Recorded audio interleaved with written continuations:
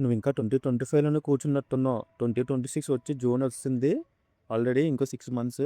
ఇంకా అది కూడా అయిపోతే ఈ ఇయర్‌లో దుకాణం సర్దేసినట్టే.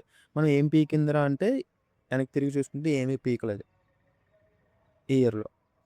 అంటే నీ రోజు ఎలా గడుస్తుంది తెలుసా? ఉదయాన్నే లెగుస్తావు. ఆ ఇన్‌స్టాగ్రామ్ రీల్స్ చూస్తావు. ఒక 2 అవర్స్ పోద్ది. ఆ చెత్తంతా. ఆ మధ్యాహ్నం అయితే ఆ సీరీస్‌లేవో కవర్ చేస్తావు సంథింగ్. అక్కడ 2 అవర్స్. ఇంక సాయంత్రం అయితే ఆడెవడి కోసమో, అక్కడ ఎవడున్నోడి కోసమో మావోడు తోపంటే మావోడు తోపు అని చెప్పి మీరిక్కడ పుట్టించుకుంటారు. ఇక్కడేముండదు.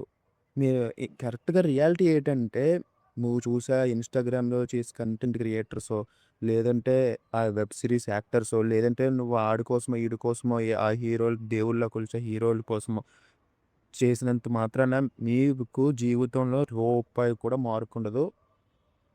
చిన్న ఉపయోగం కూడా ఉండదు.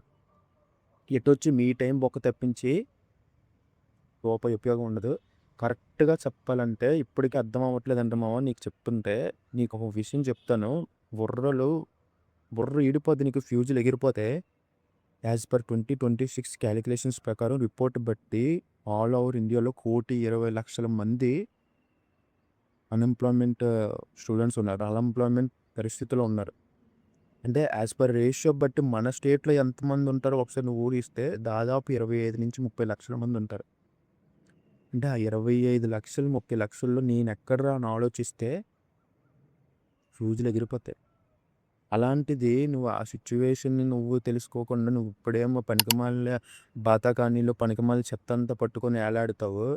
అక్కడ ఏమో ఆడెవడో కొట్టుకుంటే, ఆడెవడో అక్కడ ఏదో యుద్ధాలు చేసుకుంటే, ఇక్కడ మనకి పప్పులు, ఉప్పుల రేట్లు పెరిగిపోతున్నాయి, ఆయిల్ రేట్లు పెరిగిపోతున్నాయి. అది తెలుసుకోవట్లేదు నువ్వు. రెసిషన్ అని చెప్పి ఉద్యోగాలు తీసి పాడదొబ్బుతున్నారు. అది కూడా తెలియట్లేదు. చలనం లేకుండా ఉంటున్నావు అంతే. చలనం లేదు నీకు. నువ్వు ఇప్పటికైనా నీ ఫ్యూచర్ కోసమో, నీ భవిష్యత్తు కోసమో పనికొచ్చింది ఏమైనా చెయ్యకపోతే మాత్రం భవిష్యత్తులోని ఒక్క రోజు గడించాలన్నా చాలా పెద్ద యుద్ధమే చేయాల్సొస్తది నువ్వు. సో, ఎప్పటికైనా నిద్ర లేచి నీ బతుకు కోసం నువ్వు యుద్ధం చేయడం మొదలుపెట్టు. ఆడెవడి కోసమో కాదు. అర్థమవుతుందా? ఒకసారి ఆలోచించు. నీకే తెలుస్తది. సో, ఫాలో చేసి పెట్టుకో.